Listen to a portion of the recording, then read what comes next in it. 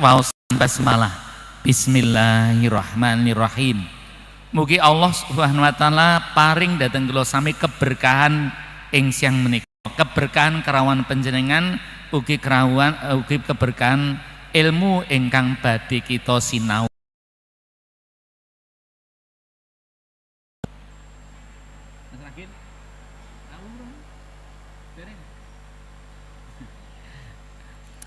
Bapak Ibu,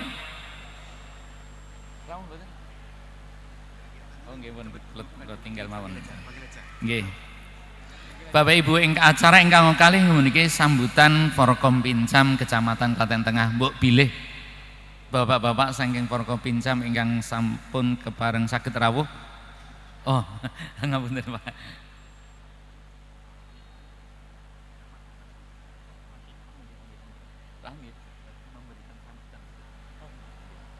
Nggih, alhamdulillah menika rawan saking Forkom Pincam Kecamatan Klaten Tengah. Pramila saking menika lajeng kemawon Bapak ngemuti wekdal kula suwun saking Forkom Pincam Kecamatan Klaten Tengah paring sambutan lan nasihat dhateng jamaah tarjih. Mugi-mugi nggih jamaah pengajian tarjih tansah pinaringan istiqomah lan ngrembaka matemah menika dados sarane kita sami mencerahkan umat demi kesejahteraan masyarakat pada umumnya. Pramila sami menika kunjuk dhateng Forkom Bapak Camat Dangking Klaten Tengah utawi ingkang mewakili wekdal sopapan kawula sumanggaaken nuwun sumangga Pak.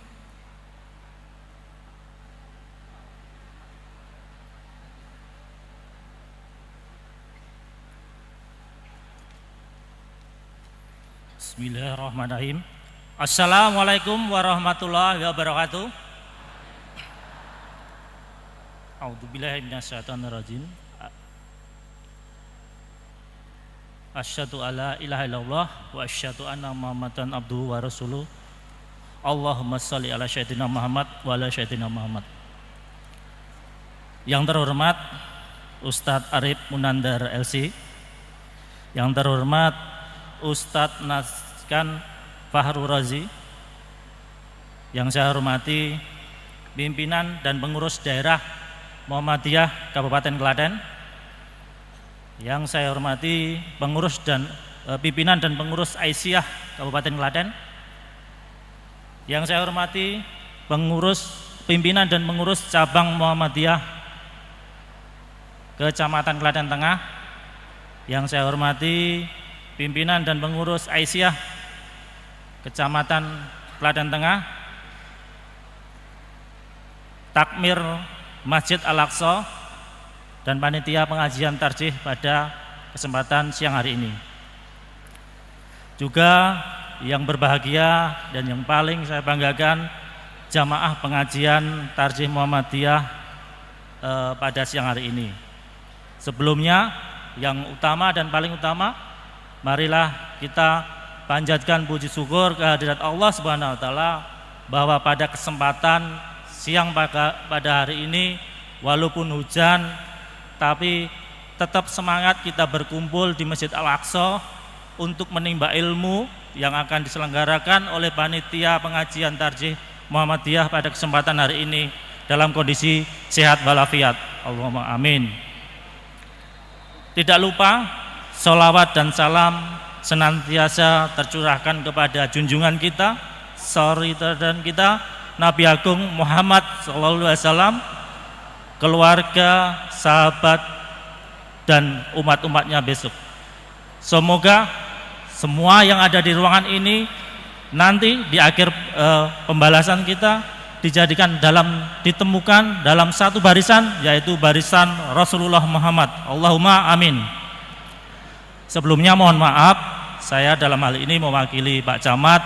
Beliau ada acara yang tidak bisa ditinggalkan, mengutus saya untuk hadir di tengah-tengah panjenengan, mewakili pemerintah Kecamatan Klaten Tengah untuk menyapa panjenengan sedanten.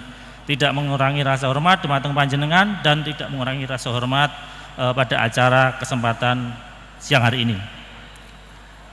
Selanjutnya kami pemerintah Kecamatan Klaten Tengah mengapresiasi kepada Muhammadiyah, panitia yang telah menyelenggarakan pengajian pada kesempatan siang hari ini, dan mohon maaf karena mungkin yang banyak di sini masyarakat Klaten Tengah yang harus ngeluruk ke Klaten Utara. Semoga nanti pemerintah, terutama pemerintah Kabupaten Klaten, bisa membangunkan tempat ibadah yang lebih baik dan baik sehingga kita bisa menampung jamaah di wilayah Klaten Tengah. Allahumma amin. Pada kesempatan siang hari ini kita berkumpul di sini dalam rangka pengajian, menimba ilmu dan memperkuat keimanan kita. Semoga dengan pengajian yang nanti akan disampaikan, materi-materi yang oleh ustadz-ustadz akan menambah keimanan kita, membangun akhlak yang lebih mulia, juga mempererat tali silaturahim antar sesama kita. Selanjutnya kami pemerintah Kecamatan Klaten Tengah juga mengucapkan banyak-banyak terima kasih kepada warga, terutama warga Muhammadiyah, atas partisipasinya dalam menjaga kerukunan di wilayah Klaten Tengah. Kita mengetahui Klaten Tengah merupakan pusatnya di Kabupaten Klaten, baik itu pusat perekonomian, pusat pendidikan, pusat budaya. Warga Klaten Tengah sangat majemuk dalam hal ini. Beragam kultur budaya, beragam agama, pendidikan, latar belakang pendidikan, ekonomi dan suku. Tapi alhamdulillah Muhammadiyah tampil menjadi pilar utama dalam menjaga kerukunan tersebut. Kami sangat mengapresiasi. Semoga kedepannya kerukunan tersebut akan selalu tetap terjaga dan kondusivitas, keamanan, ketertiban dan kerukunan selalu terjaga, khususnya di Kecamatan Klaten Tengah. Kami juga mengapresiasi kepada Muhammadiyah yang selalu konsisten dalam mencerdaskan anak-anak bangsa kita lewat sekolah maupun kegiatan-kegiatan yang mendukung dalam keimanan. Di wilayah Klaten Tengah mulai dari SD sampai S1 terdapat sekolah Muhammadiyah. Dalam hal ini di sekolah-sekolah tersebut selain diajarkan ilmu-ilmu pengetahuan dan teknologi, juga diajarkan ilmu-ilmu agama, sehingga menjadi bekal anak-anak kita nanti ke depan dalam menjaga adab dan akidah-akidah kita. Yang terakhir, sekali lagi saya mengajak kepada jamaah pengajian pada siang hari ini untuk selalu menjaga kerukunan, persatuan, dan memperkokoh ukhuwah Islamiyah kita. Kami berharap dengan adanya kegiatan pengajian pada siang hari ini akan membawa keberkahan dalam hidup kita, keberkahan dalam keluarga kita, juga keberkahan dalam lingkungan kita masing-masing. Sekali lagi, kami mohon maaf kalau ada perkataan dan kekurangan dari kami.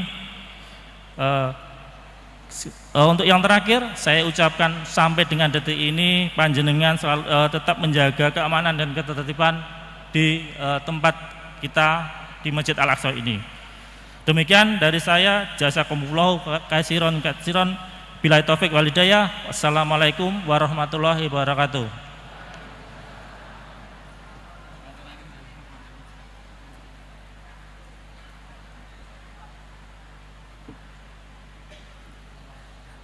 Kita aturaken jazakallahu khairan katsiran dhateng Forkom Pincam Kecamatan Klaten Tengah ingkang sampun paring sambutan napa dene wewarah nasihat dhateng jamaah tarjih wonten ing siang menika. Bapak Ibu yang hormati, langsung kemawon kita masuk dhateng pengajian sesi 1 ingkang badhe pun aturaken dening Ustadz Arif Munandar LC. Tema kita ini tentang apa? Hukum dan tata cara wudhu. Ngemuti pentingipun materi menika sebagai keabsahan salat kita sami penentu. Pramila monggo kita simak saring-sareng kanthi kusuk. Ibu-ibu pinggir suwantenipun sampun jelas nggih? Tengah-tengah wingking. Suaranya sudah jelas? Jelas nggih? Nggih, monggo kita nyuwun tulung ketenangan panjenengan supados suwanten langkung sip ngaten nggih. Monggo Ustaz Arif Munandar wekdal sapa.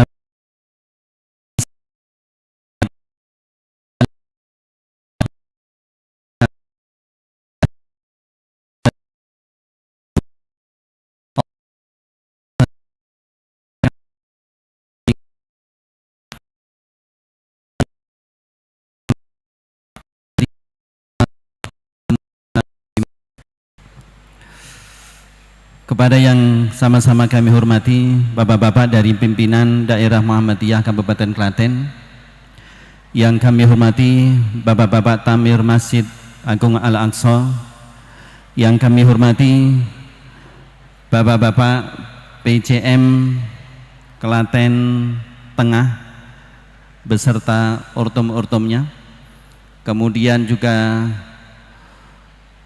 Forkompimcap yang juga kami hormati, kemudian kepada bapak-bapak dan teman-teman dari Majelis Tarjih dan Tajdid PDM Kabupaten Klaten, tidak lupa kepada bapak-bapak dan ibu-ibu, saudara, adik-adik jamaah pengajian tarjih yang kami banggakan, yang kami cintai. Alhamdulillah pada kesempatan siang hari ini Allah masih melimpahkan imannya kepada kita semuanya. Kita bisa bersama-sama hadir untuk yang kesekian kalinya di Masjid Agung Al-Aqsa. Ini untuk yang ketiga. Manggen Masjid Al-Aqsa jeleh napa mboten? Enten sing jeleh, enten sing mboten. Terakhir insyaallah besok kita pindah ke Geraha Bung Karno. Kalau tidak salah, kalau nggak ada perubahan. Iya, atau pindah lah. Atau pindah ke lapangan ya. Kita tunggu keputusan dari Klaten PCM Klaten Tengah.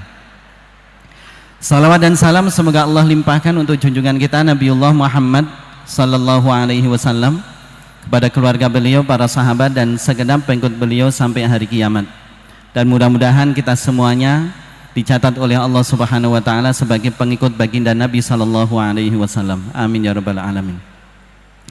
Bapak Ibu, sebagaimana tadi disampaikan, untuk makalah yang pertama kita bersama-sama akan membahas tentang tata cara wudhu, dan lebih spesifik tata cara wudhu yang sudah ditarjih oleh atau sudah ditanfidkan oleh Majelis Tarjih dan Tajdid.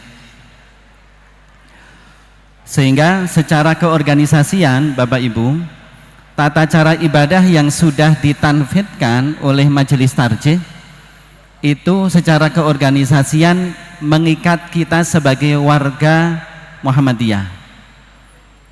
Meskipun ini bukan, tata cara ini bukan berarti menyalahkan tata cara yang lain, tapi setidaknya kita sebagai warga Muhammadiyah dalam melaksanakan ibadah, kita mengacu kepada pedoman tata cara ibadah yang sudah ditanfidkan oleh Majelis Tarjih dan Tajdid Muhammadiyah.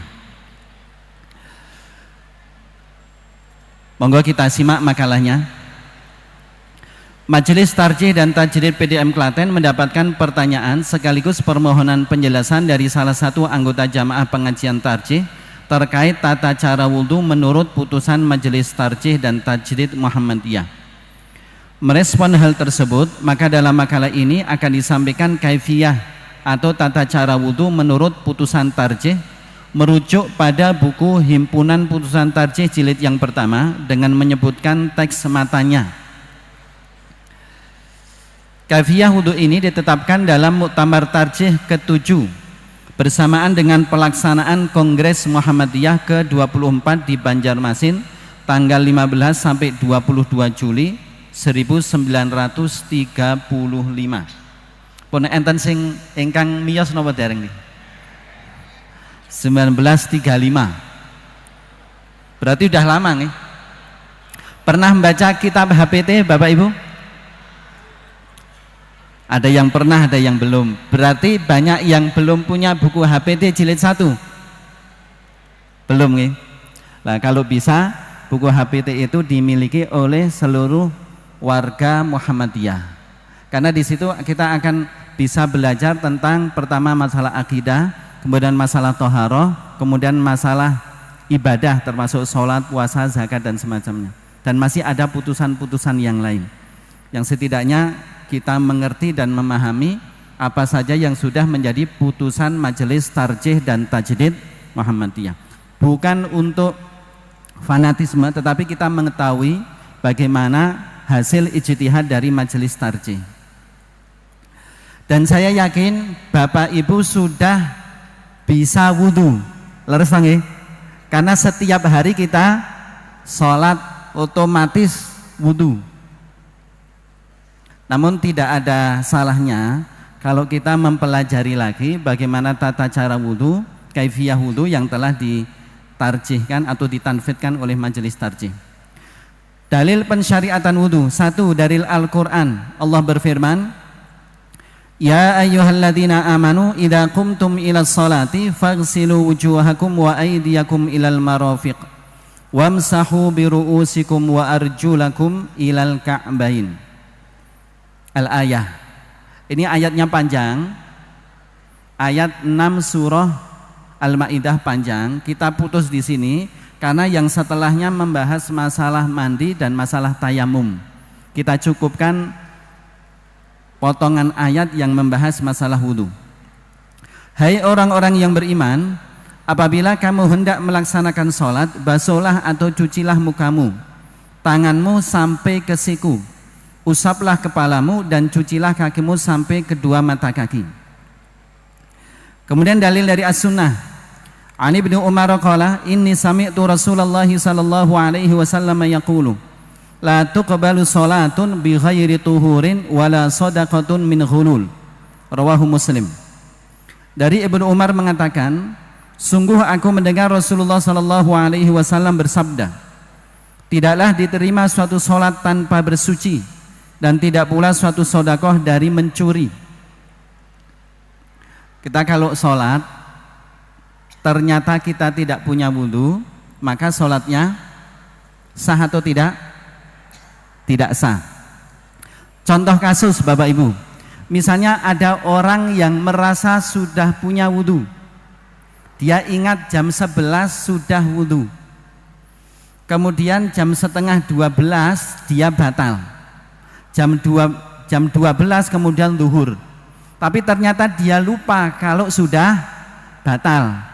Ingatnya sudah wudu, yang diingat wudu jam 11 dan dia lupa kalau jam setengah 12 batal. Kemudian dia sholat, ikut sholat jamaah tanpa wudu karena seingat dia sudah punya wudu. Baru setelah sholat dia ingat kalau ternyata wudunya sudah batal. Kira-kira kemungkinan pertama wudu sholatnya sah atau tidak? Kedua, perlu mengulangi atau tidak? Sah atau tidak? Sah atau tidak? Sah, gitu dong ya. Mantep nengok keliru. Mantep tapi keliru. Sholatnya tidak sah dan wajib mengulangi karena toharohnya tidak ada. Hanya saja yang bersangkutan tidak berdosa karena memang dia lupa. Dia tidak berdosa tetapi harus mengulangi sholat. Berbeda kalau seseorang sengaja sholat meskipun dia tidak punya wudhu, maka oleh para ulama dia disebut dosa besar. Pertama, dalam madhab Imam Abu Hanifah dikatakan kufur karena dia mempermainkan sholat. Tapi tadi kalau yang kasus yang pertama nggak sengaja sholat padahal tidak punya wudhu, maka yang bersangkutan tidak berdosa tetapi wajib mengulangi sholat. Masuk di tata cara wudhu. Tata cara wudhu dalam HPT jilid 1 ini kami bawakan teks matanya. Jadi ada matan di dalam buku HPT kami bawakan. 1. Membaca basmalah dan berniat wudhu ikhlas karena Allah. Matanya adalah idza tawadda'ta faqul bismillahirrahmanirrahim mukhlishan niyyataka lillah. Ini bukan dalil Bapak Ibu nggih, ini matan nggih. Harus dibedakan nanti mana dalil mana matan. Idza tawadda'ta faqul bismillahirrahmanirrahim mukhlishan niyyataka lillah. Apabila kamu hendak berwudu maka bacalah bismillahirrahmanirrahim dengan mengikhlaskan niatmu karena Allah. Dalil. Nah, ada kita sebutkan beberapa dalil.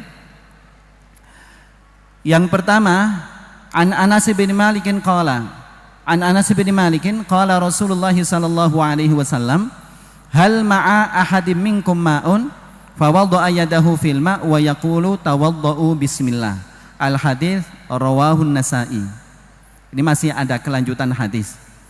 Dari Anas bin Malik, Rasulullah sallallahu alaihi wasallam bersabda, "Apakah salah seorang kalian masih memiliki air?" Lalu beliau meletakkan tangan ke dalam air dan bersabda, "Berwudulah dengan menyebut nama Allah." Ini kasusnya gini Bapak Ibu. Rasulullah Shallallahu Alaihi Wasallam bersama para sahabat di tengah perjalanan, kemudian persediaan air habis, tinggal sedikit, padahal waktunya sholat. Maka para sahabat berkata kepada Rasulullah, "Wahai Rasulullah, nggak ada air, kita nggak bisa wudhu." Maka kemudian Rasulullah mengatakan, "Masih ada yang punya air nggak?" Kemudian didatangkan air dalam wadah cuman sedikit. Yang kalau untuk wudhu orang banyak nggak cukup.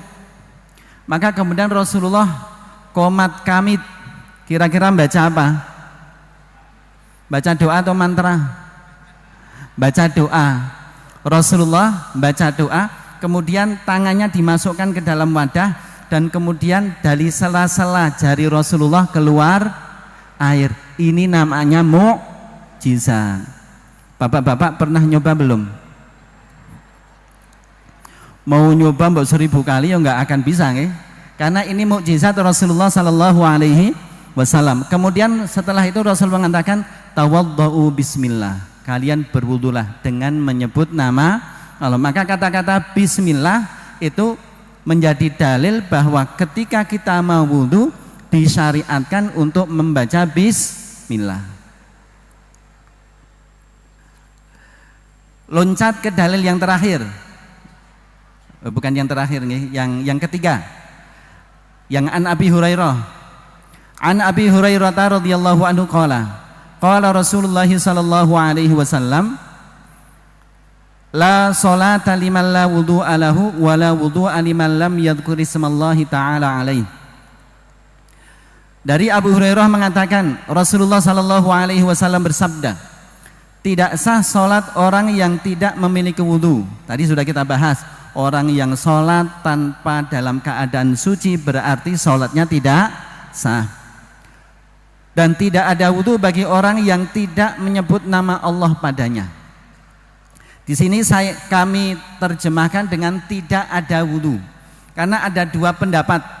Satu, kalau orang wudhu tidak membaca bismillah, dalam madhab Imam Abu Hanifah disebutkan tidak sah. Tapi jumhur ulama mengatakan tidak sempurna. Kira-kira pilih tidak sah atau tidak sempurna? Yang kuat adalah tidak sempurna. Sehingga wudunya tetap sah, akan tetapi tidak 100%. Beda kalau kita berwudu, sebelum wudu mengucapkan bismillahirrahmanirrahim. Pertanyaan Bapak Ibu, Kalau kita wudhu di dalam kamar mandi, kita masuk ke kamar mandi, kemudian ada keperluan atau mandi, setelah mandi kita mau wudhu, boleh nggak wudhu di dalam kamar mandi? Boleh, selama airnya suci dan mensucikan. Kedua, ketika kita di kamar mandi, bismillahnya bagaimana? Di dalam hati. Kita tidak memverbalkan, tidak mengucapkan ucapan bismillah, tapi kita ucapkan di dalam hati untuk menghindarkan nama Allah jangan sampai disebut di tempat yang kurang pantas. Kecuali kalau kita memang mau masuk kamar mandi itu niatnya wudu, maka kita mengucapkan bismillah di luar kamar mandi baru masuk kemudian wudu. Kemudian dalil yang terakhir ini terkait masalah innamal a'malu bin niat. Jadi setiap amal itu keabsahannya harus diiringi dengan niat. Ada kenapa Bapak Ibu kita perlu niat? Niat itu dalam berapa rakaat? 2 rakaat. Salat subuh berapa rakaat? Ada enggak pengerjaannya yang berbeda di salatnya? Persis nggih? Persis. Yang bedakan apa? Niat. Salat zuhur dengan salat asar 4 rakaat, cara pengerjaannya sama, bacaannya boleh sama atau tidak? Boleh. Yang membedakan apa? Niat. Itu yang disebut niat, itu membedakan antara satu ibadah dengan ibadah lain yang sejenis. Niat juga membedakan antara ibadah dan kebiasaan. Antara ibadah dan kebiasaan. Orang yang mandi cebar-cebur, padahal dia berhadas besar, tapi dia tidak menghadirkan niat sebelum mandi, kira-kira hadasnya hilang atau tidak? Tidak, karena dia tidak punya niat. Tapi kalau orang berniat dulu kemudian melaksanakan tata cara mandi besar, maka hadasnya hilang. Kemudian tadi disebutkan mengapa harus ikhlas? Karena ikhlas itu mempengaruhi diterima atau tidaknya amal ibadah kita di sisi Allah. Jadi kalau secara fikih tadi, kenapa harus niat? Itu untuk keabsahan ibadah. Kenapa niatnya harus ikhlas? Agar diterima oleh Allah. Jadi ada tinjauan fikih, ada tinjauan akidah. Tinjauan fikihnya agar ibadah sah, tinjauan akidahnya agar ibadah diterima oleh Allah Subhanahu wa ta'ala. Kita lanjutkan yang kedua. Membasuh kedua telapak tangan 3 kali. Matanya berbunyi waghsil kaffaika thalathan, dan basuhlah 2 telapak tanganmu 3 kali. Dalil. Ini dalilnya kita baca secukupnya saja. An Humrana anna Utsman bin Affan radhiyallahu anhu da'a bi wudu'in fatawadda'a fa ghassala kaffaihi 3 marrat. Al hadis, nggih. Nanti yang seterusnya itu menjadi dalil yang lainnya. Terjemahannya dari Humran bahwa Utsman bin Affan radhiyallahu anhu meminta air wudu, lalu ia berwudu, yakni ia membasuh kedua telapak tangan 3 kali. Ya. Jadi di sini ini wudunya Utsman menggambarkan wudu Rasulullah Sallallahu Alaihi Wasallam. Maka yang pertama kali setelah niat ngapunten kami sampaikan, untuk di majelis tarjih ketika kita berniat dalam ibadah apapun, kita tidak melafalkan niat, karena niat itu ada di dalam hati. Jadi kita tidak melafalkan. Itu keputusan dari majelis tarjih. Tentunya sesuai dengan dalil-dalil yang kita yakini. Kemudian yang kedua, kita basuh kedua tangan. Bapak-bapak bisa misalnya pakai keran, kerannya dibuka. Kalau buka keran nggak usah full, nggak usah besar-besar bukanya, supaya airnya tidak banyak yang terbuang. Kemarin kita sudah belajar masalah menjaga lingkungan toh? Salah satunya adalah wudu dengan air yang hemat. Jadi kalau buka keran ampun full, cos bianter nih kok. Itu nanti banyak yang terbuang. Kalau kita pakai keran Bapak Ibu, kita gini, ambil air kemudian 1, ambil air lagi 2, ambil air lagi 3. Kalau kita pakai ciduk, pakai gayung, ambil gayung, kemudian gayung dan tentakan, kemudian ambil pakai tangan kanan 1, 2, 3. Itu sudah 3 kali. Jadi kita memang ada jeda, ada hitungan antara 1, 2 dan 3.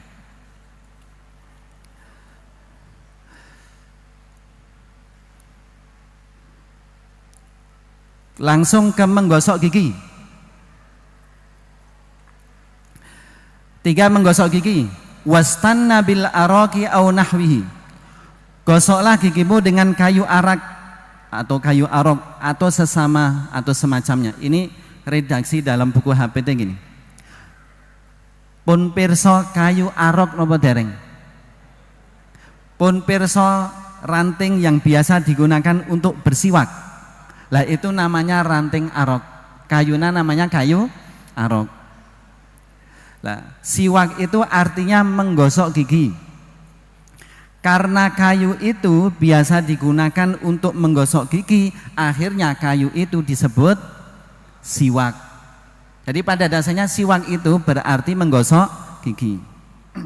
Sehingga misalnya kalau kayu itu alatnya bisa berganti. Kalau sekarang kita biasa menggunakan apa? Sikat gigi. Seandainya kita menemukan kayu yang bisa berfungsi untuk menggosok gigi, itu boleh digunakan. Tapi ampun ngangge kayu glugu lho nggih. Mengke malah mboten sida wudu nggih. Kalau dulu nyuwun ngapunten, dulu bapak-bapak kita dulu kalau gosok gigi pakai apa? Pakai bata nggih. Bata itu ditumbuk halus pakai gosok gigi nggih.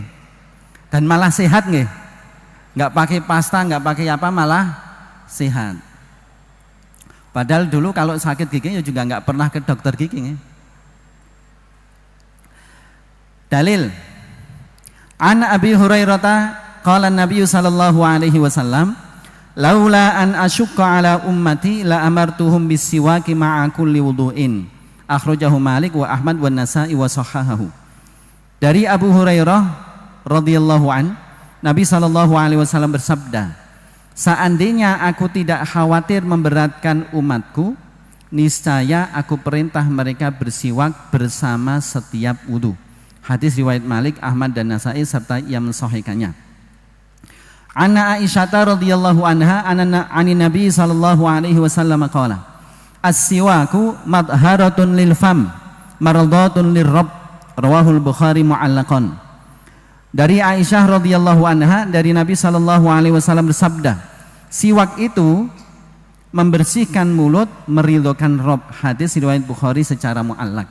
Jadi hadis ini, utamanya hadis yang pertama, Rasulullah sebenarnya pengen memerintahkan kita setiap wudu pakai gosok gigi. Pengennya gitu. Tetapi khawatir kalau itu memberatkan kita, akhirnya tidak diperintahkan secara wajib, tapi hanya diperintahkan secara mustahab, anjuran. Dan saya yakin mayoritas kita ketika wudhu tidak gosok gigi. Nggih napa mboten? Nah, padahal kan dalilnya jelas nggih. Laula an asyqa ala ummati la amartuhum bisiwaki ma'a kulli wudu. Seandainya saya tidak memberatkan, saya perintahkan. Artinya perintah wajibnya tidak jadi, yang berlaku adalah perintah sunnah. Jadi setelah berkumur gitu, gosok gigi dulu.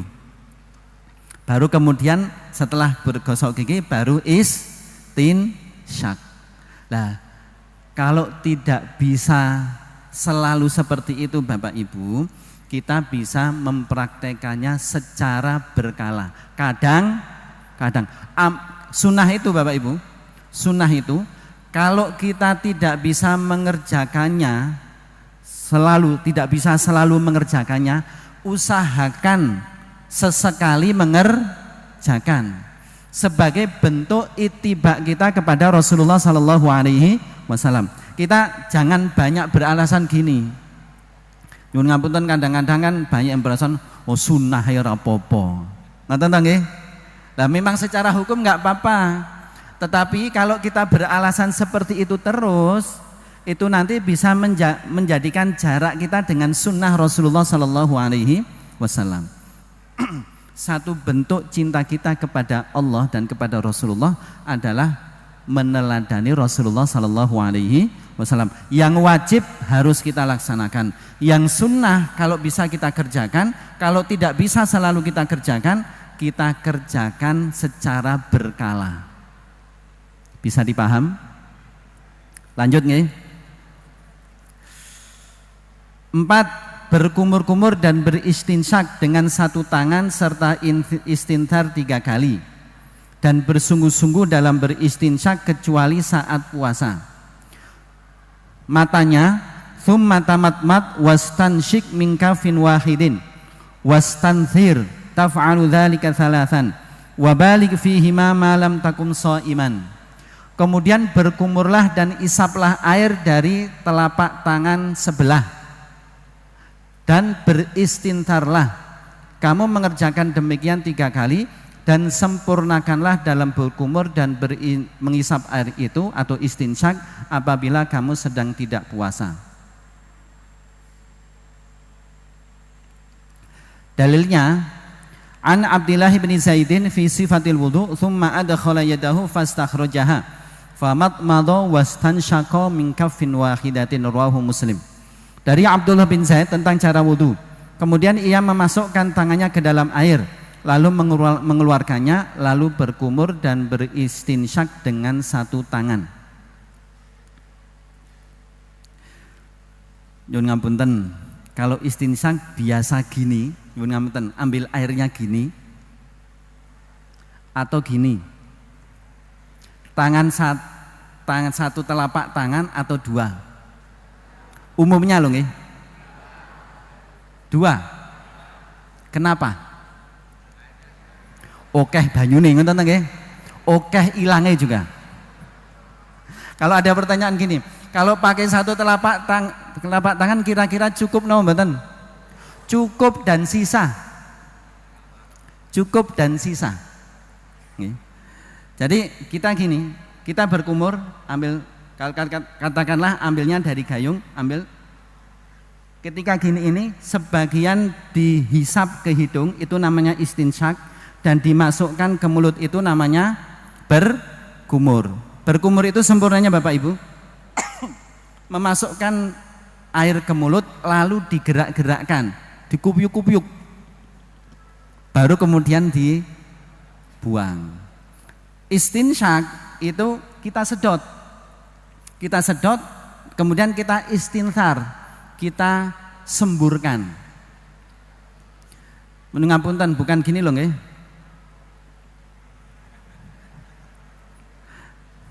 Kalau dalam tarjih tidak gitu. Kenapa? Karena fungsinya kalau dalam ayat wudu itu kan disebutkan faghsilu wujuhakum, basuhlah wajah. Sementara di wajah kita itu ada rongga hidung dan rongga mulut. Lah, pelaksanaan dalam membasuh wajah itu, rongga mulut dan rongga hidung harus dibersihkan. Jadi bukan hanya demoi irung, tapi benar-benar istinsyak. Dan di sini dia hadis yang terakhir, dalil yang terakhir. Asbighul wudu wa khallil bainal asabi wa balik fil istinsya ila an takuna shaiman. Sempurnakanlah wudu, sela-selailah di antara jari jemari, dan sungguh-sungguhlah dalam beristinsyak kecuali engkau sedang puasa. Jadi ketika menghirup itu ya menghirup beneran.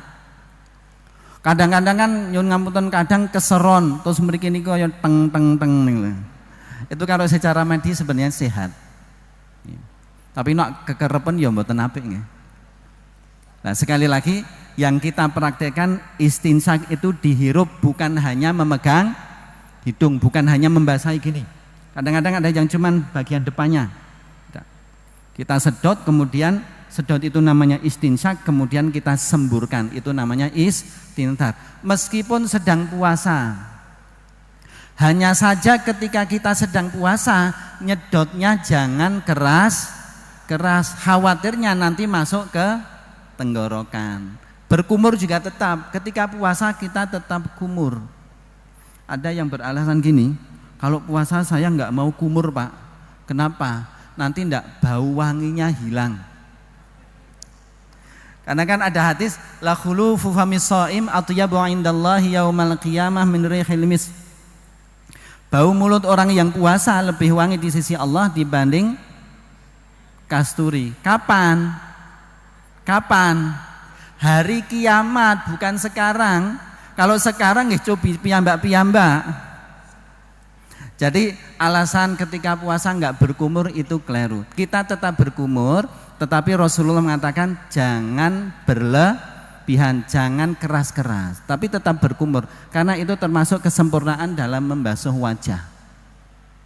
Bisa dimengerti Bapak Ibu? Caranya bisa nggih? Jadi cukup satu tangan ngambil kemudian gini. Insya Allah cukup. Kalau yang sudah mempraktikkan pasti cukup. Itu pun masih ada air yang terbuang. Kalau di keran buka kecil, takut tumpah, yang kiri gini, nandai gini. Kemudian kalau pas ngangkat satu aja. Kalau dari gayung ya ambil gini. Yang penting diangkat sini. Sunnahnya hanya dengan satu telapak tangan. Kita lanjutkan. Yang kelima, membasuh wajah 3 kali dengan memperhatikan 2 sudut mata. Tsummaghsil wajhaka thalathan bimassil ma'qaini wa italati ghaslihi ma'ad dalki wa takhallal lihiyataka. Kemudian basuhlah mukamu 3 kali dengan mengusap 2 sudut matamu dan lebihkanlah membasuhnya dengan digosok. Tambah terjemahan, tambah ini kurang. Dan sela-selailah jenggotmu. Ini dalam matanya ada kata-kata wa takhallal, yang bawa pulpen bisa ditambahkan. Setelah lebihkanlah membasuhnya dengan digosok dan sela-selailah jenggotmu. Bagi yang jenggot mah yang tebel, kalau tipis ya enggak perlu. Yang enggak punya jenggot ya enggak usah gini-gini. Ini bagi yang berjenggot. Supaya apa? Untuk memastikan rambut jenggotnya itu basah dan bagian bagian bawah sini juga basah. Membasuh wajah Bapak Ibu. Wajah itu ini. Wajah itu min manabiti sya'ar, dari batas tumbuh rambut sampai sini. Ini wajah. Sehingga nanti bagian ini ketika kita wudu juga harus basah. Nggih. Manabiti sya'ar, batas tumbuh rambut.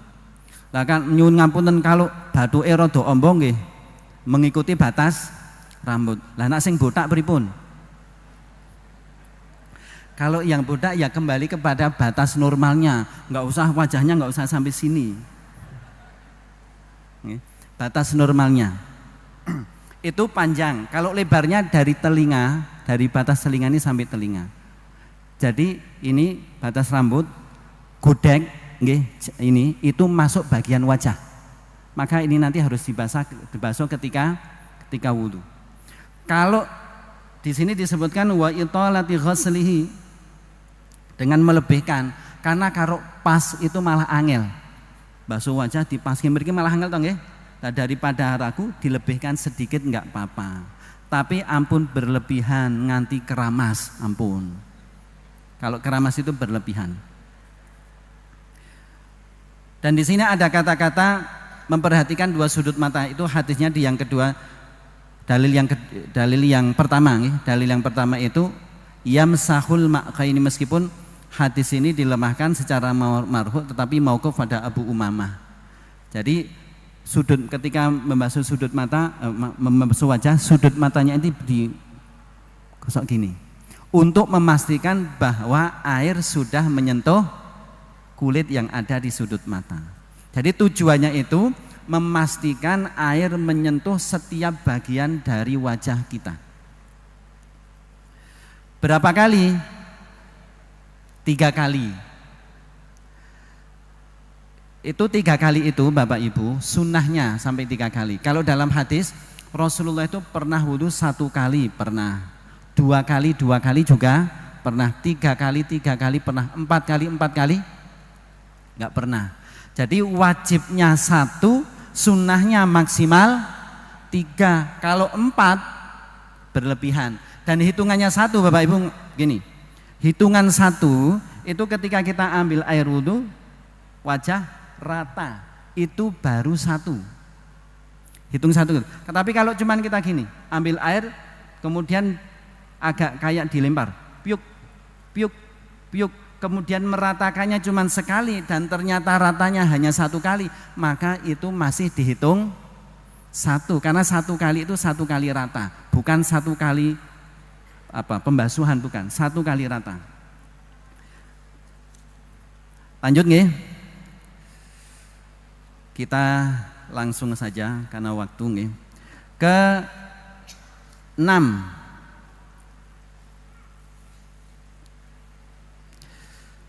membasuh kedua tangan sampai siku dengan melebihkannya dan dimulai tangan kanan.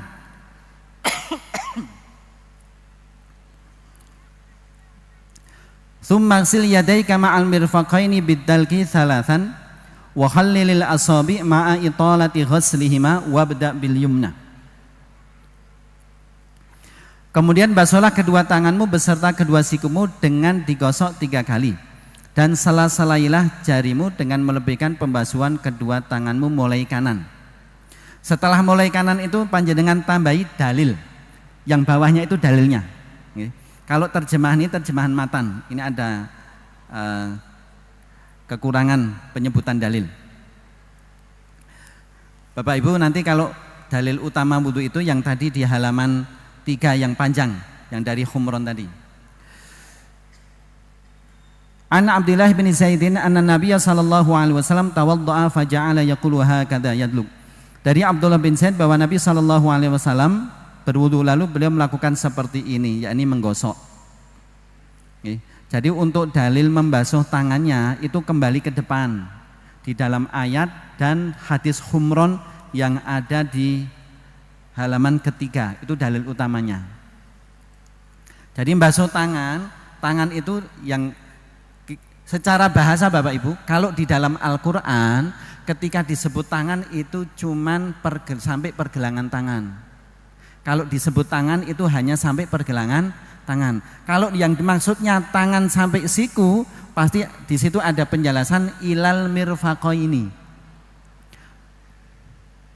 Famsahu biwujuhikum wa aidikum ilal ilal mirfaq nih. Wa aidikum ilal marafiq. Jadi beda dengan bahasa kita. Kalau bahasa kita disebut tangan itu mana? Ya ujung sampai sini toh nggih. Ini namanya tangan. Atau bahkan ada yang mengatakan sampai lengan. Tapi kalau dalam bahasa Al-Qur'an tangan itu sampai sini. Maka ini untuk memahami nanti ketika tayamum. Tayamum itu hanya disebutkan tangan, tidak ada tambahan sampai siku. Itu untuk memahami kata tangan.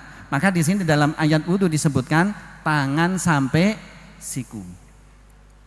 Lah bagaimana kalau kita wudu kemudian ternyata lengan kita itu diangkat gini sesak, Pak? Gimana? Ya harus dibasah, harus dibasuh, entah dilepas atau bagaimana. Ini untuk bapak-bapak loh nih. Rasulullah Shallallahu Alaihi Wasallam itu pernah wudhu, ketika lengannya dising-singkan gini, ternyata sesak, maka beliau lepas dari bawah kemudian. Kalau ibu-ibu kan tentunya mencari tempat yang memungkinkan, gitu nih, memungkinkan untuk berwudhu. Jadi membasuh tangan sampai siku boleh dilebihkan. Dan tadi disebutkan pembasuhan tangan mulai dari kanan. Di situ disebutkan di hadis yang terakhir sebelum angka 7 halaman 6. Ana Aisyah qalat kana Nabi sallallahu alaihi wasallam yu'jibuhu tayammun fi tana'ulihi wa tarajjulihi wa tuhurihi wa fi sya'nihi kullihi muttafaqun alaih.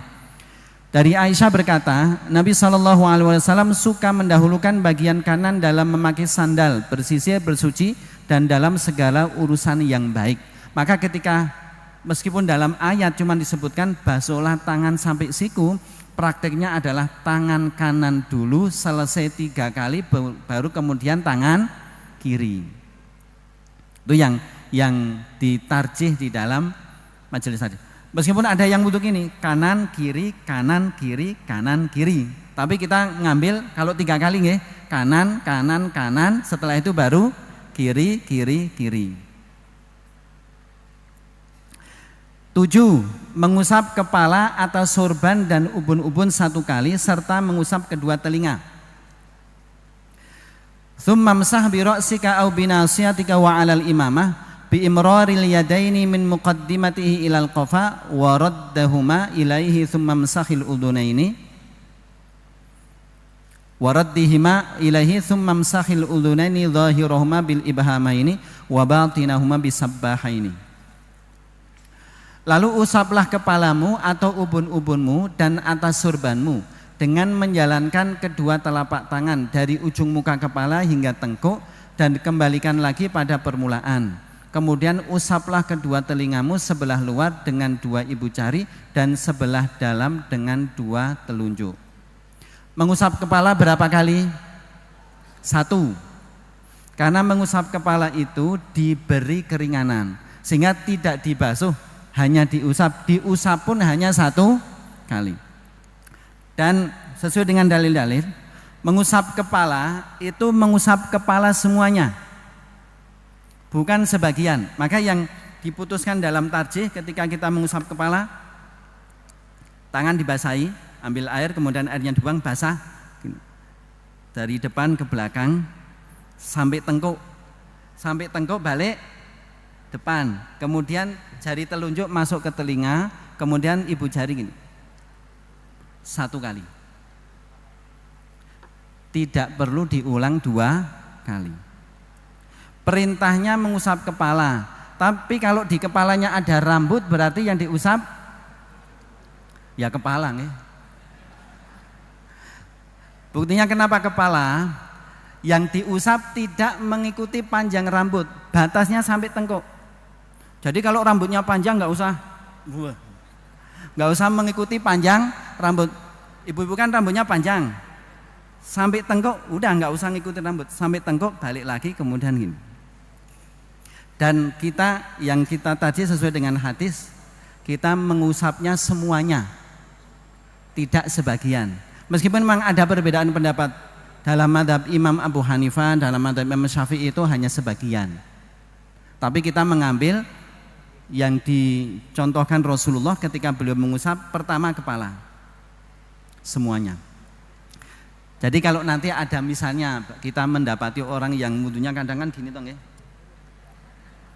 ya, itu memang ada ulama yang berpendapat seperti itu. Ya kita fahami saja. Tetapi dalam tuntunan wudu yang diputuskan tarjih tidak seperti itu.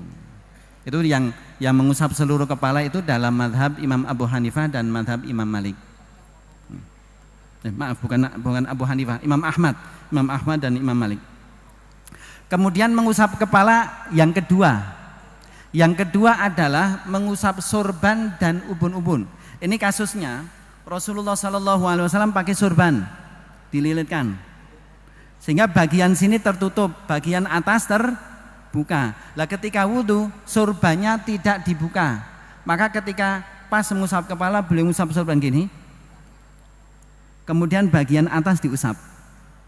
Jadi bukan hanya mengusap ubun-ubun. Mengusap ubun-ubun itu diiringi dengan mengusap sorban. Lah ibu-ibu ketika memang tidak memungkinkan untuk melepas kerudung, maka boleh mengusap kerudung. Usap kerudung gini, kemudian dimasukkan gini. Bisa nggak ibu-ibu nggih? Ada keringanan di situ. Lanjut. 8. membasuh kedua kaki beserta mata kaki dengan dimulai kaki kanan. Tsumma ghsil rijlaika ma'al ka'baini biddalki thalathan wa khallilil asabi'. Ngapunten, ini khallil bukan khallal. Harokatnya dirubah. Lamnya yang bertasdid itu di kasroh. Khallil bukan khallal.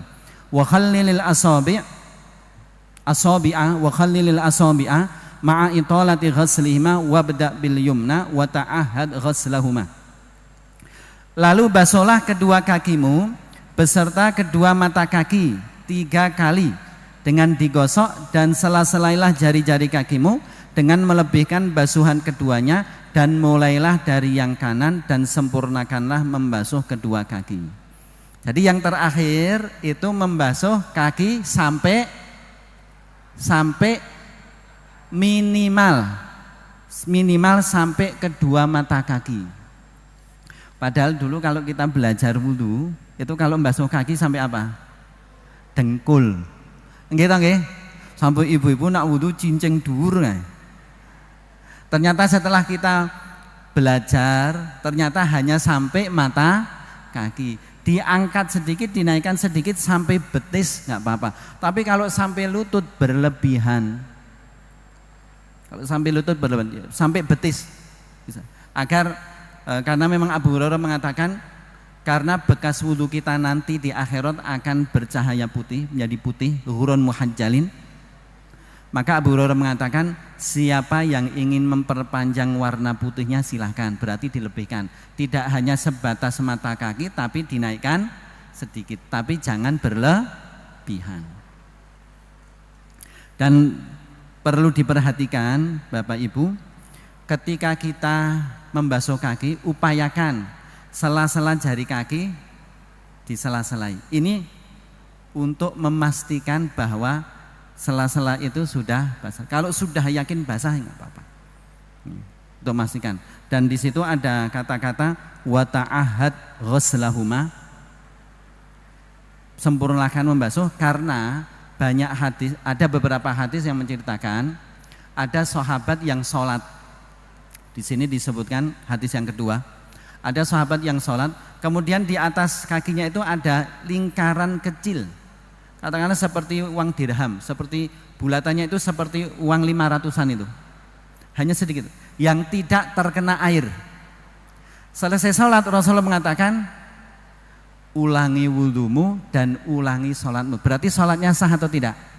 Tidak. Padahal gara-gara sedikit bagian yang tidak terkena air. Maka bagian wudhu itu utamanya yang dibasuh harus sempurna terkena air. Kemudian yang terakhir, berdoa dengan doa yang diriwayatkan dari Nabi SAW. Asyhadu an la ilaha illallah wa asyhadu anna Muhammadan, asyhadu an la ilaha illallah wahdahu la syarikalah wa asyhadu anna Muhammadan abduhu wa rasuluh. Tapi dalam hadisnya cuman asyhadu an la ilaha illallah wa anna Muhammadan abdullahi wa rasuluh. Yang semana ini tidak apa-apa nih. Dan kita tidak menambahkan Allahumma ja'alni minat tawabina wa ja'alni minal mutatahhirin. Yang kita pakai riwayat yang sahih ini, kita tidak nambahkan. Janjinya apa? Barang siapa wudu dengan sempurna kemudian berdoa dengan doa ini, maka dibukakan pintu surga yang jumlahnya 8. Tapi jangan seneng wudu tapi nggak seneng sholat loh nggih. Ini wudu itu menjadi wajib ketika mau sholat. Wudu itu ada karena memang, meskipun ada beberapa wudu sunnah, wudu-wudu yang dianjurkan. Demikian Bapak Ibu penjelasan singkat tentang tata cara wudu yang sudah tercantum di dalam buku HPT jilid 1. Bapak-bapak dan ibu-ibu barangkali yang belum punya bisa beli bukunya, nggak mahal kok, nggak sampai jual rumah nih. Dan itu bisa menjadi koleksi buku kita untuk bahan bacaan mengetahui keputusan-keputusan dari majelis tarjih. Demikian, mudah-mudahan bermanfaat. Ada kurang dan lebihnya saya mohon maaf. Billahi fi sabilil haq fastabiqul khairat. wa basyiril mu'minin. Assalamualaikum warahmatullahi wabarakatuh. Kita aturaken jazakallahu khairan katsiran datang Ustaz Arif Munandar RSI yang sampun menyampaikan materi tentang hukum dan tata cara wudu. Bapak Ibu, saat ini kita lajengaken tema langsung kedua Ustadz Nashan Fakhrur Razi memberi bekal kepada kita tuntunan tentang ziarah kubur. Ewa semanten samangke wonten ing sesi 2 tasih wonten ngapunten nggih enten infak kedua itu untuk pembangunan masjid Karangduwet PRM Kabupaten. Itu infak untuk pembangunan masjid Karangduwet PRM Kabupaten di infak sesi yang kedua. Kunjuk datang Ustaz Nashan Fakhrur Razi wekdal sopapan kula sumanggaaken.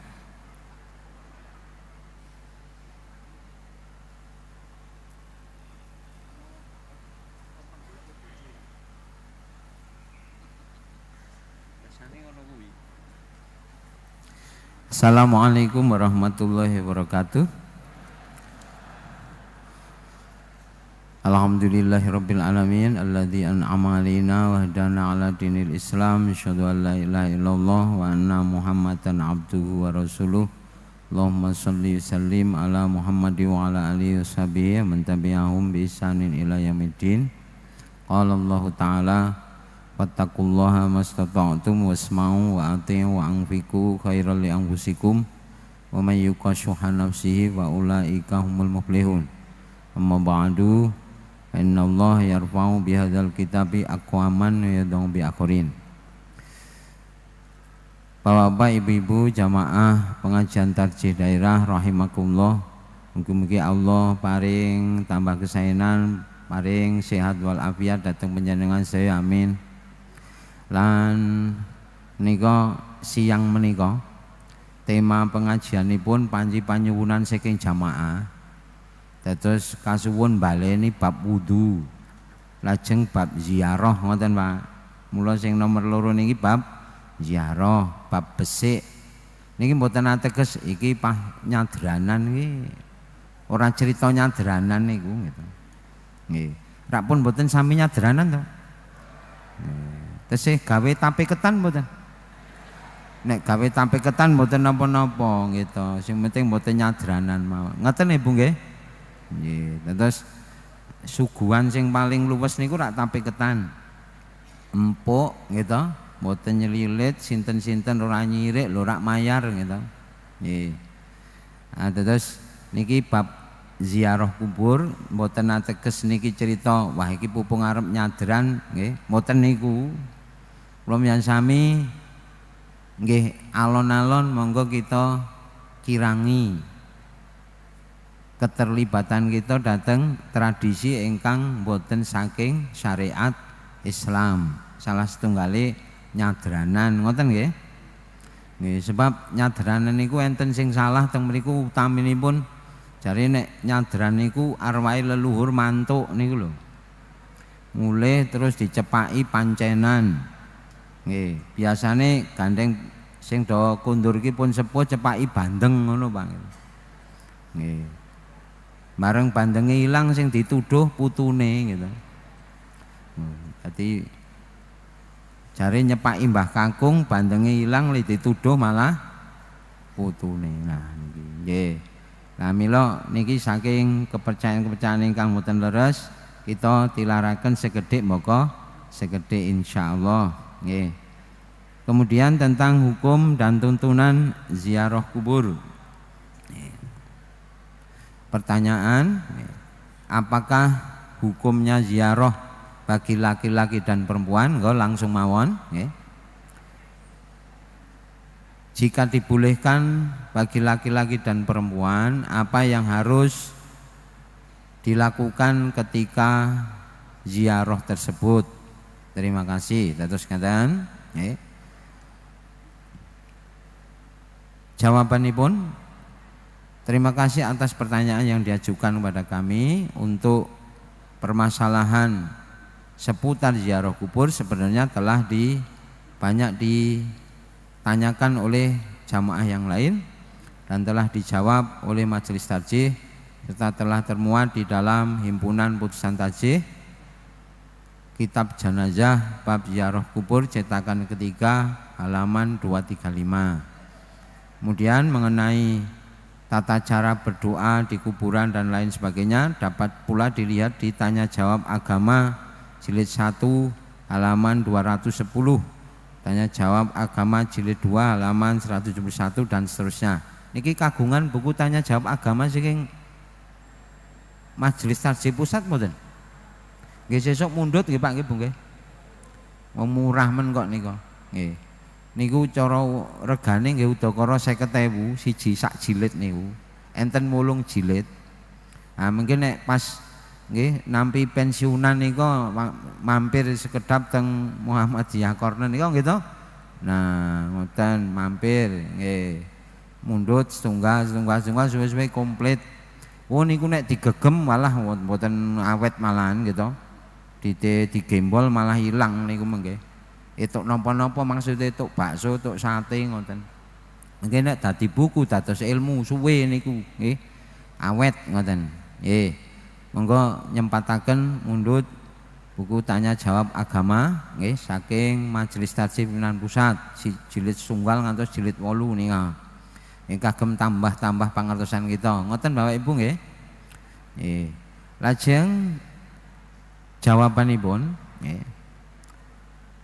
Jadi dengan membaca referensi-referensi tersebut sebenarnya pertanyaan saudara sudah dapat terjawab. Namun untuk memfokuskan jawaban kepada pertanyaan saudara, maka kami paparkan jawaban sebagai berikut. Yang pertama, mengenai hukum berziarah dapat dilihat dalam 2 hadis Nabi sallallahu alaihi wasallam berikut ini. An Buraidah qala Rasulullah sallallahu alaihi wasallam, kuntu nahaitukum an ziyaratil kubur faqad udhina li Muhammadin fi ziyarati qabri ummihi fazuruha fa innaha tudzakkirul akhirah. Dari Buraidah ia berkata, Rasulullah sallallahu alaihi wasallam bersabda, dahulu aku pernah melarang ziarah kubur, maka telah diizinkan bagi Muhammad berziarah kubur bundanya. Maka berziarahlah kubur sebab hal itu mengingatkan akhirat. Hadis riwayat Muslim dan seterusnya. Terus ziarah kubur niki mengingatkan akhirat siji nggih. Hadis berikutnya An Abi Hurairah qala Rasulullah sallallahu alaihi wasallam istadzantu Rabbi ta'ala ala an astaghfira laha falam yu'dalli wa astadzantu an azura qabraha fa udinali fazurul qabra fazurul kubura fa innaha tudzakiru bil maut. Dari Abu Hurairah radhiyallahu anhu berkata, Rasulullah sallallahu alaihi wasallam bersabda, aku memohon izin kepada Tuhanku agar aku diperkenankan memohonkan ampun bagi ibuku, maka tidak diizinkan. Lalu aku meminta izin untuk berziarah ke kuburnya, maka diizinkannya. Oleh karena itu berziarahlah ke kubur, sebab hal itu dapat mengingatkan pada mati. Hadis riwayat jamaah. Mangke teng hadis sanes ziarah kubur niku tuzahidukum fid dunya wa tudzakirukumul akhirah. Membuat zuhud di dunia. Bahasa ingkang sederhana nggih, membuat hati-hati dalam urusan dunia dan mengingatkan akhirat, mengingatkan kematian, mengingatkan akhirat. Terus ziarah kubur itu tujuannya, niatnya hanya 2 mawon, kalih mawon. 1, membuat zuhud, membuat hati-hati di dunia atau di urusan dunia dan mengingatkan pada akhirat. Loro niku mawon tujuane. Nggih. Maka kalau dalam hal ini kita ingin berziarah kubur, niatnya hanya untuk itu saja. Maksudipun memohonkan ampunan lan kagem nika. Lajeng dari dua hadis ini di atas dapat diketahui bahwa pada awal Islam, karena dekatnya zaman itu dengan zaman jahiliyah, ziarah kubur sempat dilarang oleh Rasulullah Sallallahu Alaihi Wasallam. Beliau khawatir ziarah kubur menjadi sarana untuk menyekutukan Allah. Namun setelah waktu berlalu dan dirasa aman, orang-orang pada masa itu telah kuat, maka ziarah kubur diperbolehkan. Hal tersebut dikarenakan ada manfaat yang sangat besar, yaitu dapat mengingatkan kita kepada kematian yang pasti akan mendatangi setiap makhluk, untuk kemudian dapat mendekatkan diri kepada Allah Subhanahu wa taala, Sang pengatur segala kehidupan dan kematian. Anjuran tersebut ditujukan secara umum kepada seluruh umat, baik muslim laki-laki maupun perempuan. Jadi tidak ada larangan bagi kaum perempuan untuk ziarah. Terus kakung putri sunnah hukum ziarah nih ya. Kakung putri. Untuk para wanita yang dilarang mengantar jenazah niku nggih Bu nggih. Mengantar jenazah dilarang, tapi ziarah dianjurkan, disunahkan. Jadi di penjelasan lain, bagi para perempuan yang dilarang itu mengantar jenazah, tapi bila berziarah dianjurkan, atau sunat atau sunnah muakkadah. Ngoten nggih. Terus para ibu nggih pareng nggih ziarah nggih. Kemudian memang ada hadis ngeten. La'anallahu an zawaratil kubur. Allah melaknat zawarat, para wanita yang nek basa kita rada mayar niku penghobi ziarah. Besok hobi saged gitu. Sithik-sithik masalah ziarah, sithik masalah ziarah ngoten niku lho. Niki zawaratil kubur salah setunggalnya maknane ngoten. Ini hadis riwayat Ahmad. Terus enten masalah sithik ziarah, masalah sithik ziarah. Umpaminipun ibu-ibu profesine bakul teng pasar. Delalai dagangane ra payu ra laris ziarah. Ngoten gitu. Nah, terus enten masalah melih kali kakunge ziarah melih ngoten. Terus nyelengi rang lumpuk-lumpuk ziarah melih ngoten. Lah nggih wong nyelengi dicuthiki kok kon nglumpuk gitu. Nggih. Nggih. Lah nggih enten to nyelengi cuthiki niku, Pak. Nah, terus ngaten nggih. Zawaratil kubur niku umumipun ulama ngartosaken wanita penghobi ziarah. Nggih. Nah, yang seperti ini dilarang, tapi ziarah kubur secara wajar ini hukumnya sunnah atau sunnah muakkadah. Ngoten. Lajeng pertanyaan kedua mengenai amalan apa saja yang dikerjakan ketika berziarah. Terangkum dalam beberapa poin berikut ini. Yang pertama, meluruskan niat dan tujuan ketika hendak berziarah. Niat adalah salah satu bagian terpenting dari segala perbuatan manusia. Suatu perbuatan dapat dinilai baik atau buruk bermula dari niatnya. Dalam sebuah hadis Nabi disebutkan, niki hadisnya panjenengan pun apal to niki. Innamal a'malu binniyati wa innamal likulli imri'in ma nawa. Niki hadis arba'in nomor 1 niku. Nggih. Hadis arba'in nomor pertama. Nah ini niki kapan-kapan dibuka diapalke hadis arba'in. Ngoten nggih Pak nggih. Hadis arba'in niku wong 40 itu bonus loro nika 42. Nggih pomo ditumbas mengki regane ora ngantek 10.000, Pak. Nggih, mundhut hadis arba'in nggih nambah hafalan nggih. Niki mungkin apal 42 top niku pun. Nggih. Ah, pun diapal-apal nggih mawon. Nggih. Nggih nek mboten apal 40 nggih paling ora ya 39 lah. Lho nggih no. Paling ora kok mung loro ampun, paling ora 39 ngoten. Nggih. Nah, salah setunggalipun hadis pertama hadis bab niat niki. Jadi Semua amalan itu bergantung niatnya, dan amalan itu diberi pahala atau dinilai bergantung niatnya. Lajeng ziarah diperintahkan meluruskan niat. Nah, niat ziarah wau seke awal pun dingertosi, satu untuk mengingatkan akhirat, yang kedua membuat hati-hati di urusan dunia. Mula ziarah niku teng pundi mawon entuk. Mboten kudu milih makam-makam tertentu, ngoten nggih Pak nggih Bu nggih. Nah, terus ziarah ndak tak milih makam teng Bayat, teng Jatinom enten napa ngoten nggih. Lah kejabi nek teng Tinom, lah teng Tinom niku saged kalih tuku apem lah monggo. Ngoten. Ning menawi wonten tujuan sanesipun loro niki wau, mengingatkan dunia dan mengingatkan akhirat dan membuat zuhud di dunia. Nah, keluar dari itu sudah menyalahi niat. Upaminipun panjenengan kagungan hajat. Misalnya dagangan tidak laris, terus ziarah mriko-mriko, itu tidak ada seperti itu.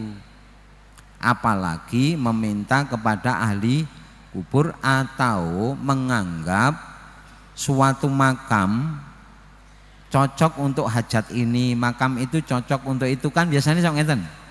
Paminipun duwe hajat niki, iki ziarah ning kono ning Bayat, iki duwe hajat niki ning Palar kono, ngoten niku lho.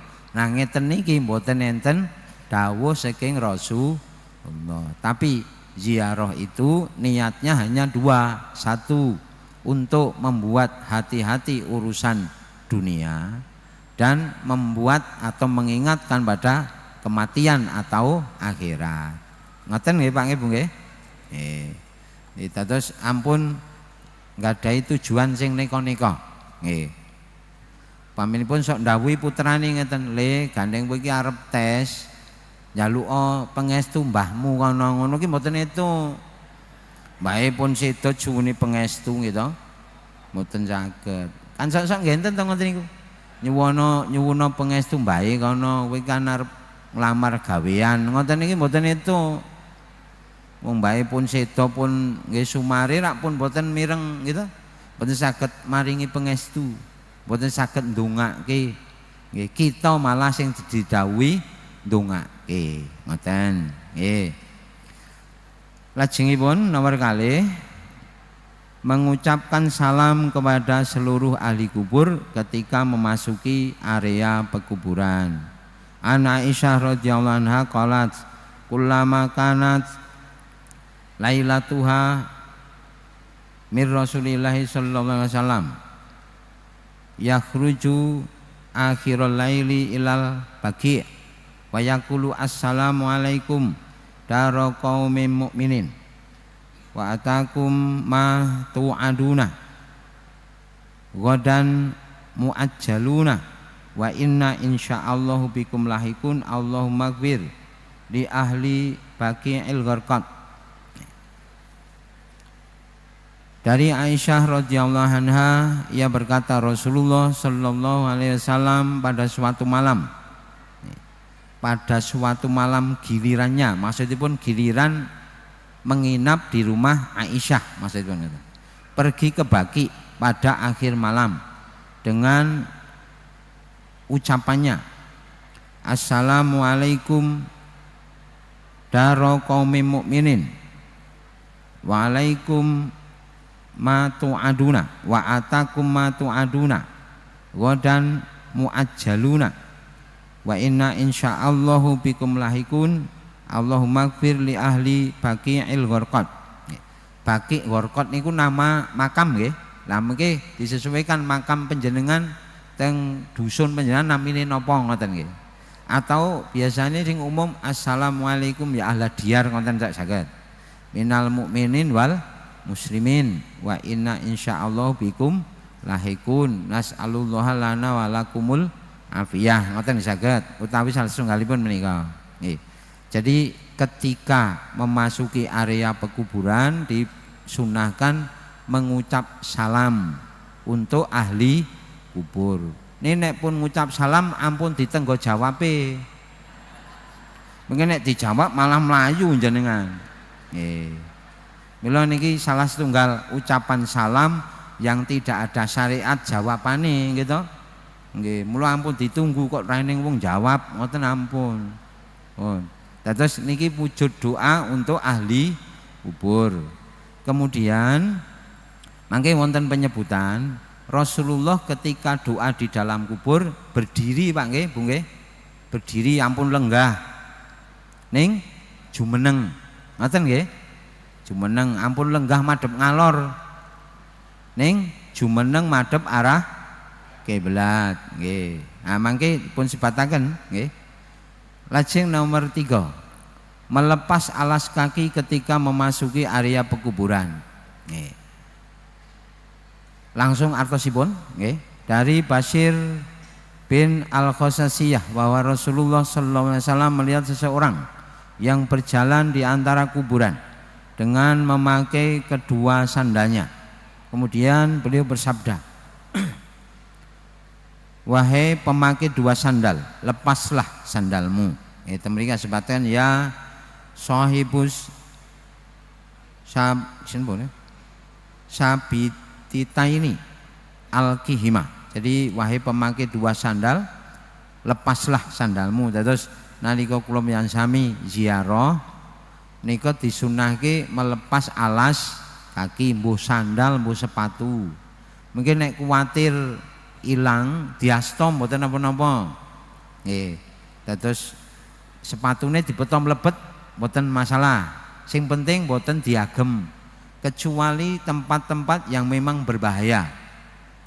Berbahaya niku paminipun teng makam niku kathah beling. Nah ngoten iki. Boleh seperti itu. Karena untuk menghindari madharat. Tapi kalau diperkirakan aman maka dianjurkan melepas alas kaki, sandal atau sepatu. Yeah. Lajeng yang keempat, beberapa etika ketika berada di pekuburan. Yang pertama, A. menghadap kiblat ketika berada di kuburan seseorang. Hadisul Bara annahu jalasa Rasulullah sallallahu alaihi wasallam alaihi mustaqbilal kiblati thumma kharaja ilal makbarah. Menilai hadis Barok bahwasanya Rasulullah sallallahu alaihi wasallam duduk menghadap kiblat ketika pergi berziarah kubur. Hadis riwayat Abu Dawud nggih. Pancen niki disebut jalasa, ning ingkang umum niku berdiri, Pak. Jadi dianjurkan ketika ziarah berdiri. Mangke enten hadis sanesipun saking Aisyah nggih. Fa'atola iqamahu. Jadi Rasulullah itu memanjangkan berdirinya ketika berdoa di kubur. Mungkin teng surat At-Taubah enten nggih. Surat At-Taubah surat ke-9 ayat 84. Surat At-Taubah surat ke-9 ayat 84 nggih. Ini larangan dari Allah kepada untuk Rasulullah supaya tidak mendoakan orang munafik niku lho. Ketika Abdullah bin Ubay meninggal, nggih. Allah mengatakan wala tusalli ala ahadim minhum mata abadan wala takum ala qabrih. Janganlah kamu menyolatkan bila ada orang yang meninggal dari kelompok mereka. Wala takum ala qabrih. Jangan kamu berdiri di kuburnya untuk mendoakannya. Berarti maksudnya jangan berdiri itu jangan mendoakan berdiri di kuburnya niku. Mboten kok ra entuk ngadeg, mboten ngoten. Jangan berdiri mendoakan. Jadi kebiasaan Rasulullah berdoa itu di makam dengan berdiri, itu yang lebih lazim. Kemudian menghadap ke arah kiblat. Niki keumuman teng Al-Qur'an mangke surat Al-Baqarah 150 niku. Nggih. Wa min haitsu kharajta fawalli wajhaka syatrul masjidil haram wa haitsu ma kuntum fawallu wujuhakum syatra. Dimanapun dari manapun kamu keluar, hadapkan wajahmu ke arah Masjidil Haram. Dan dimanapun kamu berada, hadapkan wajahmu ke arahnya, ke arah Masjidil Haram. Terus menghadap kiblat, menghadap arah kiblat itu sunnah. Ngoten. Kemudian B, tidak menduduki kuburan. Tidak menduduki kuburan. Rasulullah sallallahu alaihi wasallam bersabda, li al yajlisa ahadukum ala jamrotin hatta tuharrika siyabahu wa takhlusa ila jildihi khairul lahu min ayyajlisa ala qabr. Dari Abu Hurairah radhiyallahu anhu bahwasanya Rasulullah sallallahu alaihi wasallam bersabda, sungguh seseorang dari kalian duduk di atas bara api sehingga membakar bajunya hingga tembus ke kulitnya, itu lebih baik baginya daripada duduk di atas kuburan. Hadis riwayat Muslim. Gitu. Terus kula sami boten pareng nglenggahi kuburan, boten pareng ngidak kuburan, ngoten ten ya. Maka disunahkan kuburan itu ditinggikan kira-kira sejengkal, ngoten ten nggih. Jadi kuburan itu diuntuk-untuk niku lho. Nah, ditinggikan tanahnya untuk membedakan mana kuburan, mana jalan, ngoten maksudnya. Mana yang bisa dilalui, mana yang tidak boleh dilalui, mana yang boleh diinjak, mana yang tidak boleh diinjak, ngoten. Jadi dianjurkan untuk tidak menduduki kuburan. Bahkan banyak ulama menghukumi haram.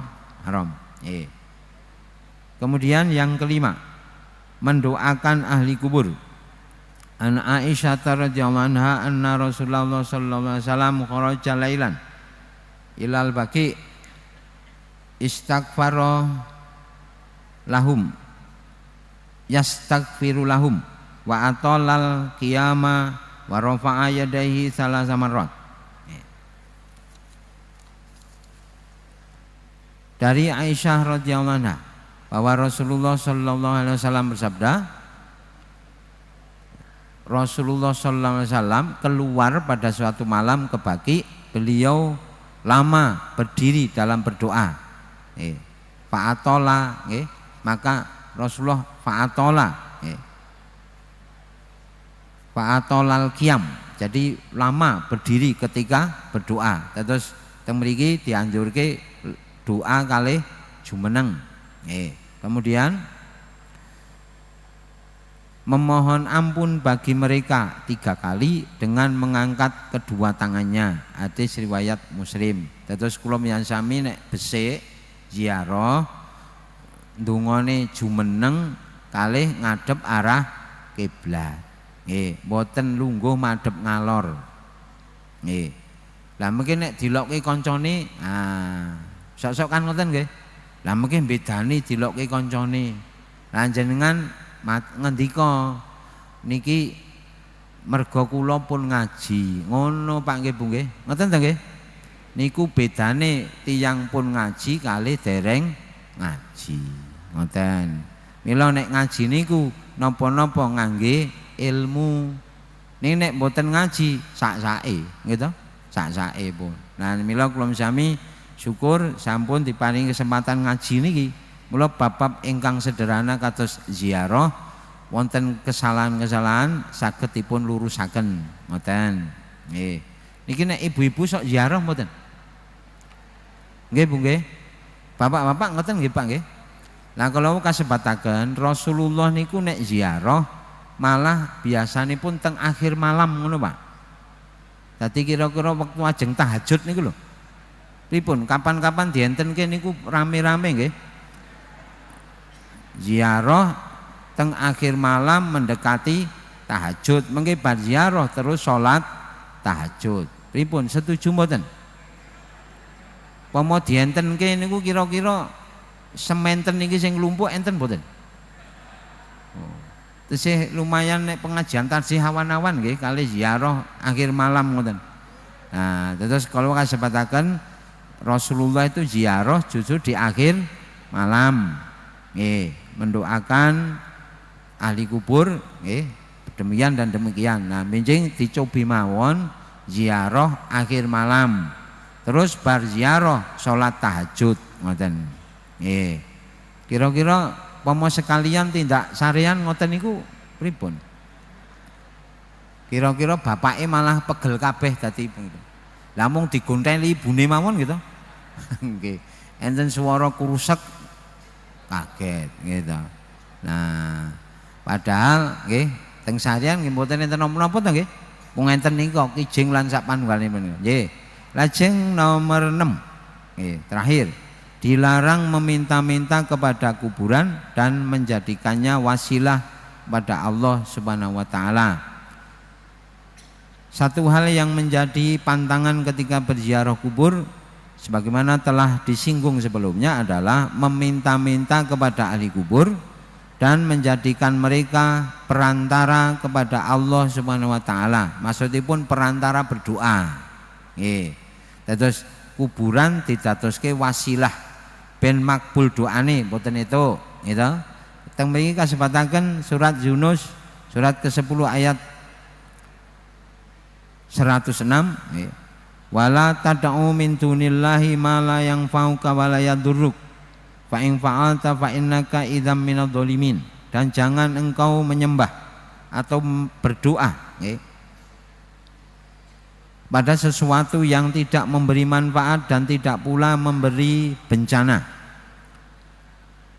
kepadamu selain Allah. Sebab jika engkau melakukan yang demikian maka sesungguhnya engkau termasuk orang-orang yang zalim. Surat Yunus ayat 106. Kemudian dalam surat Az-Zumar surat 39 ayat 3 disebutkan walladzina takhadhu min dunihi awliya ma na'buduhum illa liyuqarribuna ilallahi zulfa. Dan orang-orang yang mengambil pelindung selain dia, selain Allah, mengatakan kami tidak menyembah mereka, tidak menyembah kuburan niku, melainkan berharap agar mereka mendekatkan kami kepada Allah dengan sedekat-dekatnya. Terus ayat niki diakhiri ngoten, innallaha la yahdi man huwa kadzibun kafar. Ngoten. Ayat 3 surat Az-Zumar niki diakhiri dengan kalimat innallaha la yahdi man huwa kadzibun kafar. Allah tidak memberi petunjuk kepada orang yang ingkar dan sangat kufur, yang dusta dan sangat kufur. Maksudipun kalau orang mengatakan kuburan itu dijadikan wasilah doa, itu namanya kebohongan, kedustaan. Kemudian dia tidak meminta pada yang dikuburkan. Nah, ngeten niki disebut menjadikan wasilah itu sama dengan meminta pada orang yang sudah dikuburkan, dan itu dilarang. Ngoten. Mila disebut dusta, ingkar, kadzibun kafar. Terus ngaten. Lajeng ayat terakhir menunjukkan bahwa orang-orang yang beralasan ingin mendekatkan diri kepada Allah Subhanahu wa taala melalui perantara apapun yang tidak dibenarkan syariat, termasuk dalam hal ini melalui ahli kubur, pada hakikatnya mereka itu menyekutukan Allah Subhanahu wa taala. Mula nek ziarah boten sah milih-milih, pokoknya teng makam dusune piyambak-piyambak, sebab tujuannya untuk membuat zuhud di dunia, mengingatkan pada akhirat. Nggih. Teng pundi-pundi sami niatipun. Nggih, mboten enten panggenan niki luwih makbul tinimbang nika, ndak ada. Bahkan anjuran ziarah secara khusus ke makam Rasulullah pun mboten enten. Tidak ada. Syekh Al-Albani menyebutkan anjuran ziarah khusus ke makam Rasulullah pun tidak ada yang sahih. Nggih, tidak ada yang sahih. Tapi ziarah itu di makam secara umum. Niate mung loro, kangge membuat hati-hati urusan dunia dan mengingatkan pada akhirat. Mung niku tok, mboten itu niat liyane, mboten itu niat nyuwun pangestu, ngoten niku mboten itu. Nggih, ben hajate kabul, ngoten nggih Pak nggih Bu nggih. Pun kulino besik men rak pun apal ngoten nggih. Nggih, kulino besik mung niki sakniki luwih ngatos tos. Mungkin nek ndonga madhep kiblat jumeneng, lajeng teng makam pundi mawon entuk kakung putri nggih sunah. Ngoten Bapak Ibu? Donga dinonga mugi-mugi sedaya pinaringan kesaenan dijagi saking perkawis ingkang awon. Amin. Kathah kirman pamunten. Assalamualaikum warahmatullahi wabarakatuh.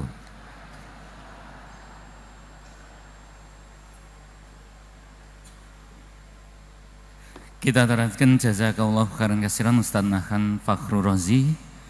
Pengajian tema yang kedua tentang ziarah kubur. Bapak Ibu, kita sampaikan infak pertama pikantuk 19.909.000 rupiah. Alhamdulillah.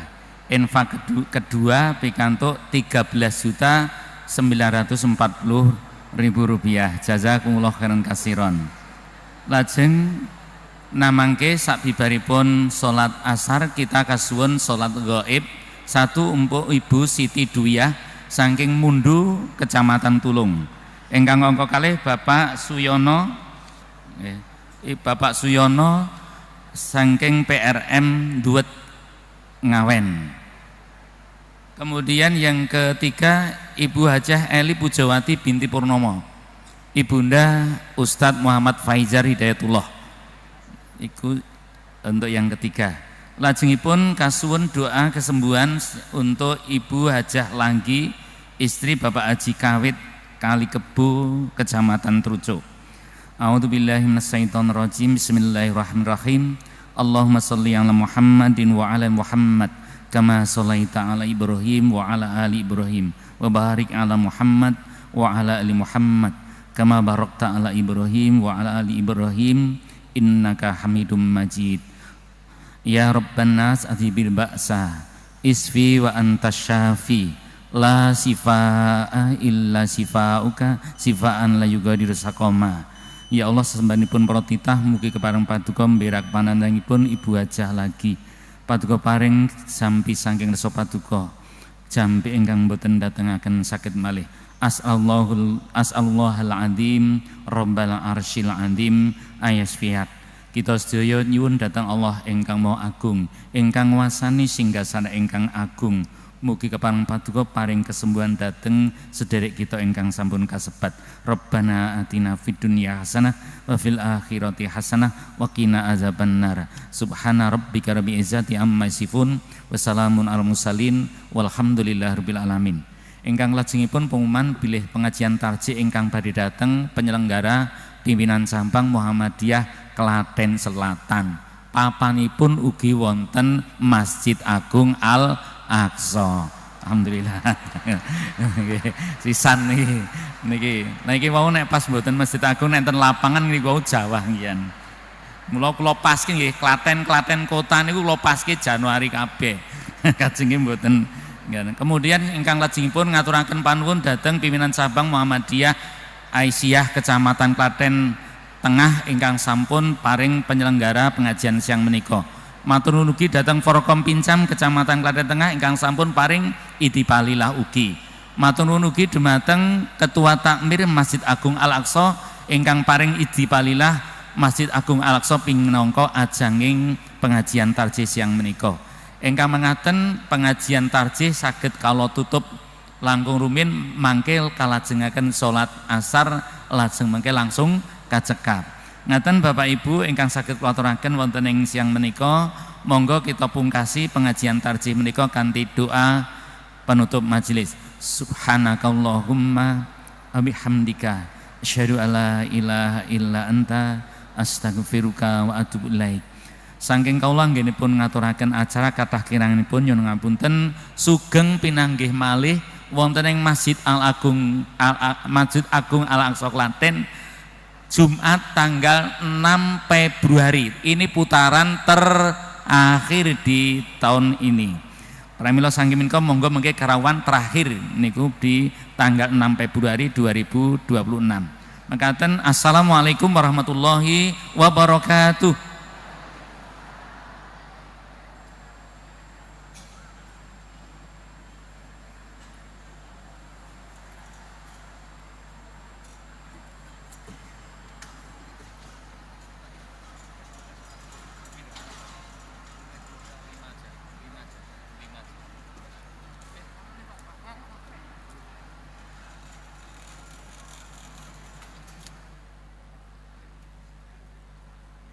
Ngambil mikir.